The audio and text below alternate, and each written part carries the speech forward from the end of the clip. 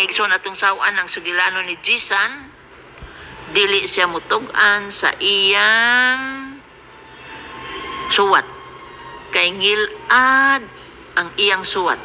Daghang tao namatay. Kay ang kaso sa sinugdanan, lugos. Apan mi komplikar o ni komplikit nga daghang kinabuhi ang gibuhis tungod sa maong lugos. Di siya mutugan sa iyang address. Kay unya kunog panimaslan siya. Apan sa dili pa, dako na kong kalipay kay hinangop ang pag-anunsyo kaninyo sa suwat suliran winner sa Enero. Kay Pebrero 1 bayarong adlaw. Karong adlaw is February 1st. Ug ang akong i-anunsyo nga ni mga suwat suliran winner sa buwan sa Enero. Ang first weekly winner si Ana, taga Cebu City, 2,000 ka pesos. Ikaduhang weekly winner si Udan, taga Danau City, 2,000 ka pesos. Ang ikatulong weekly winner si Rap Rap, taga Gihulngan City, Negros Oriental, 2,000 ka pesos. Mga silingan, kaparintihan, kahigalaan, kabanayan ni Ana, Cebu City, dunay premyo 2,000 ka pesos sa suliran. Si Udan, taga Danau City, dunay premyo sa suliran 2,000 ka pesos. Si Rap Rap, Gihulngan City, dunay premyo nga 2,000 ka pesos gikan sa suliran. Kubrahon ang ilang mga premyo sud sa 4 ka semana gikan karon kay kun dili mo balik kani sa panudlanan sa atong mga sponsor. Congratulations sa atong mga winners. Sa samang higayon, ang St. Paul College Bulacau, St. Paul College Mandawi, St. Paul College Iframo, Cebu City, nagtanyag sa mga kursong nursing, practical nursing, nursing aid, midwifery, complete education courses, complete computer courses, complete high school, elementary, kindergarten ug nursery. Ang tuition, affordable kaayo. St. Paul College, dedicated to work-oriented education.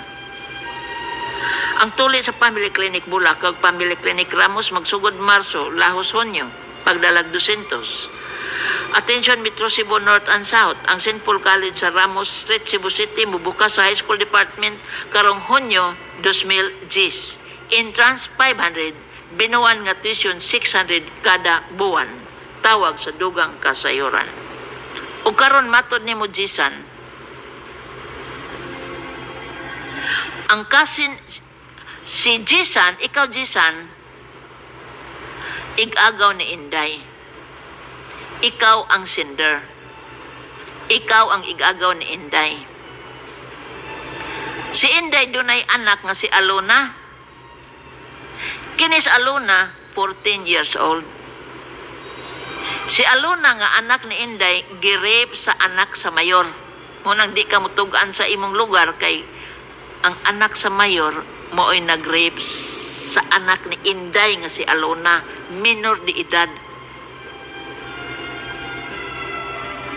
Tungod kay ang naglugos ni Alona, anak ni Inday, si Jimmy, anak sa mayor. Ang mayor miadto gyud kang Inday ug mihangyo nga iatras ang kaso sa lugos, bayran silang kwarta. Si Inday wa mudawat sa tanyag sa mayor. Nga bayran og kwarta ang kadungganan si iyang anak nga si Alona. Nasuko ang mayor. Ngiingon ang mayor, ako na ni ang mayor. Niya si mong atubangan naghangyo kanimo ug nangilyo po nga iatras ang kaso batok sa akong anak nga si Jimmy nga naglugo sa imong anak nga si Alona. Bungat pilay imong gustong sapi. Ingon si Inday, way makabugti nga sapi sa among kadungganan ug sa kadaot nga nitabo sa lawas sa akong anak nga si Alona. Dinhi ang mayor na suko. Ug miingon ang mayor, ug mao na imong gusto, patay ta. Hutdon ta mo patay kay daghan kog private army. Ingon si Inday, bahala na. Isugal na mo among kinabuhi. Si Inday nga inahan ni Alona, way hunong ang paghilak buntag udto gabi. kada adlaw. Si Inday adunay anak nga gitawag og Bobby. Kinis Bobby igsuon ni Alona.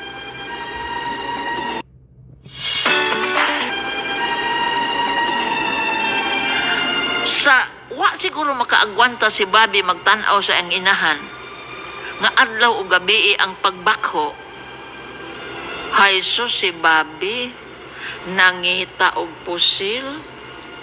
Gisong si Jimmy ang manglulugos ug gipatay gyud, as in patay. Timingan siguro nga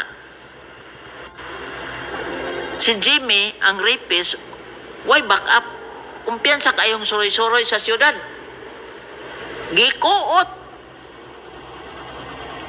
ni Bobby, igsuon jud ni Alona. Yang huna-huna pusulanan man, patyon ako ang manglulugos. Pagkahibahos mayor nga gipatay ang iyang anak na si Jimmy, gisikop si Bobby ang igsuon ni Alona. Diha man ang inahan, diha man si Inday. Pagkakita pag niya nga mura ang mga tao sa mayor og nagpatay og bitin, giilog ni Inday ang armas de fuego ni Bobby ug iyang gipusil ang iyang kaugalingong anak na si Bobby. Ning ingon si Inday, ug inyong patyon ang akong anak sama sa pagpatay sa usa ka bitin nga di nako madawat, ako'y mupatay sa akong kaugalingong anak. Iyang gipatay iyang anak kaugalingon si Bobby. So pila na namatay si Bobby, si Jimmy. Kadong minatay ha. Logos si Jimmy nang logos kang Alona. Ang unang namatay si Jimmy kay gipatay man ni Bobby. Pag humagpatay ni Bobby ni Jimmy, si Inday na gyud mismo nagpatay sa iyang kaugalingong anak na si Bobby at tubangan sa mayor ug sa iyang mga private army. So duha na kakinabuhi na buhis.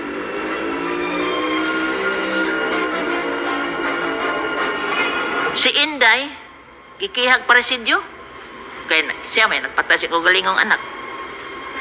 Gitanggong sa bilangguan ug sama sa hayop ang iyang kahimtang sa bilangguan. Wa siya kagwanta, naghikog siya sud sa bilangguan. Tulo na kakinabuhi nakalas. Jesus Ginoo di pakuwang ang kapalaran.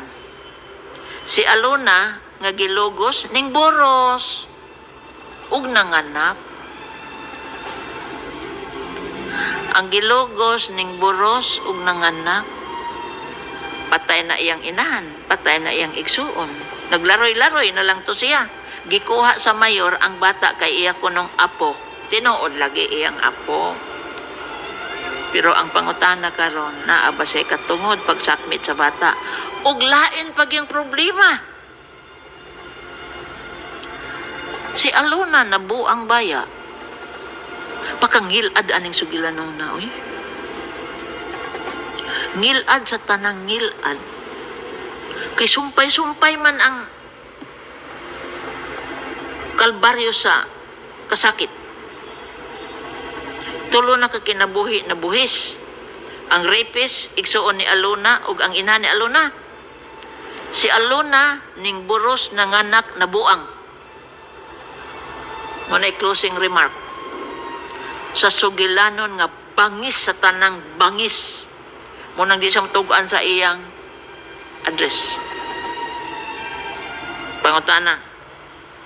Dito nagikiha si Inday og paresidio, correct ba? Maog yun, kay gipatay man niya yung kagalingong anak nga si Bobby. Paresidio yun. Kung paresidio, doktora, pila ka katuig sa bilangguan, ang standard parricide is 20 years. Standard parricide. Pero maus-us man tungod kay ang pagpatay ni Inday sa iyang kagalingong anak, buhat sa kaluoy. Kay kita manggid siya nga gikuninitan si Bobby sa private army ni Mayor. Di siya katanaw ang iyang anak patyon pinasikad sa pagwatag-watag, birahon ang lain nagbira sa tiil, kamot, ulo, sato pa i-dismantle di ay nila nga buhi si Bobby. Ilang pikas-pikason nga buhi si Bobby. Mautoy dili magwanta sa inahan. Maotoy nakapa dason niya pag pusil siya kagalingong anak. So muus-us ang iyang 20 years pariside.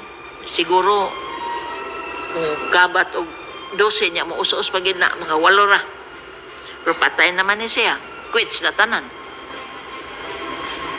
Ikadang pangutana, doktora si Alona nga rape victim ng anak pag magpanganak kay nabuang lagi doktora.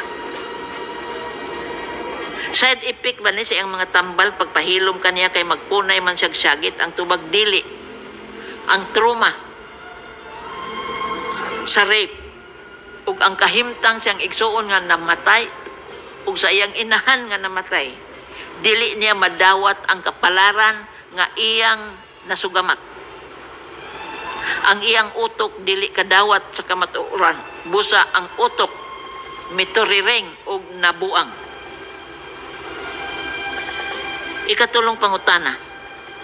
Ang bata nga gihimugso ni Alona gikuha sa mayor kay iya kuno kining apo.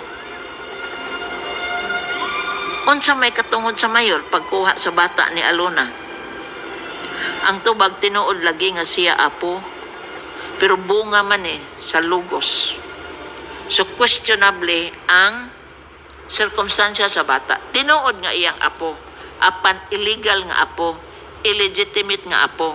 Apan niining tungura dili na lang unta tamutuki sa bata pagkakaron kay safe man ang bata samtang tuas mga kamot ni mayor.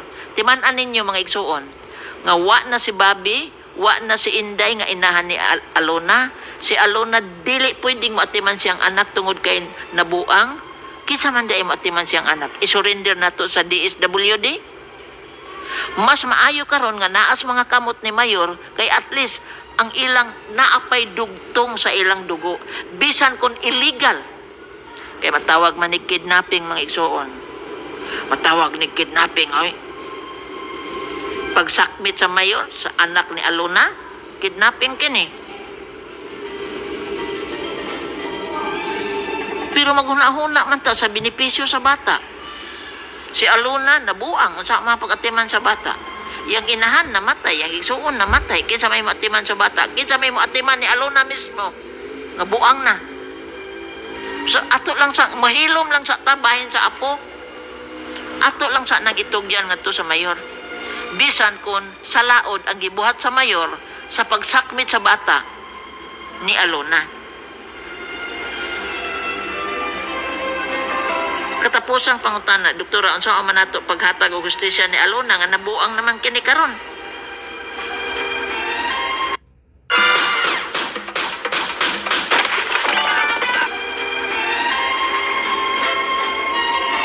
Husayta.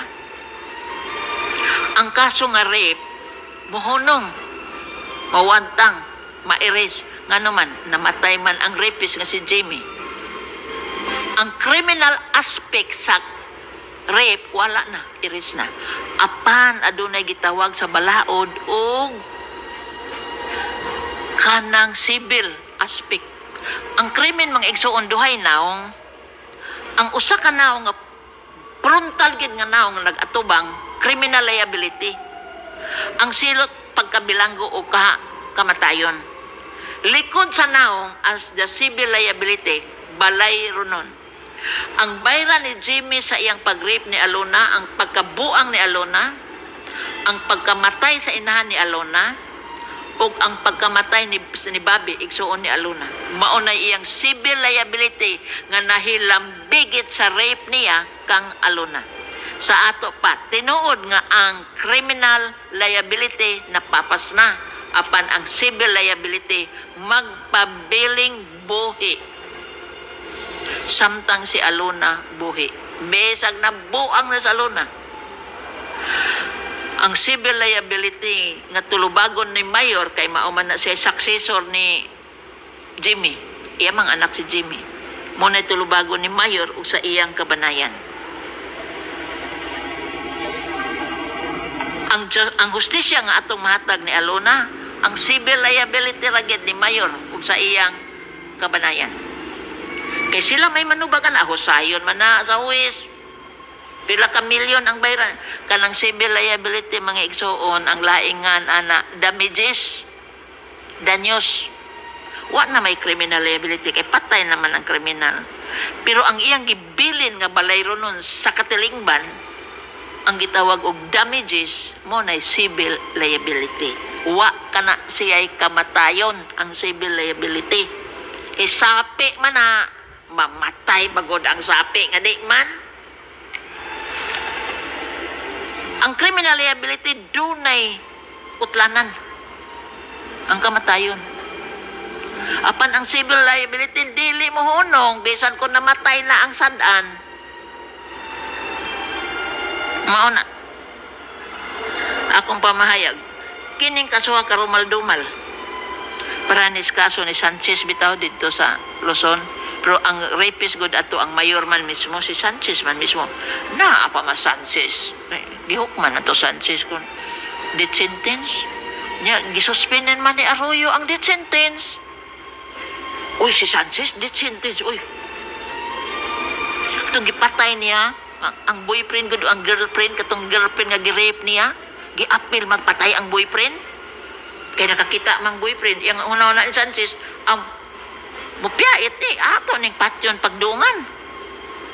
Karumal-dumal man jud to.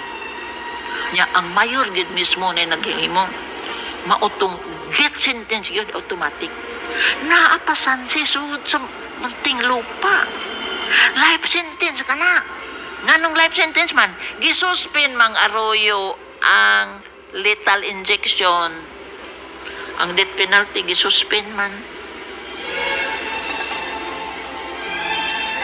Mo ni karumal-dumal ha, ikaduhang karumal-dumal, anak sa mayor. Naay atong balaod nga public office is a public trust.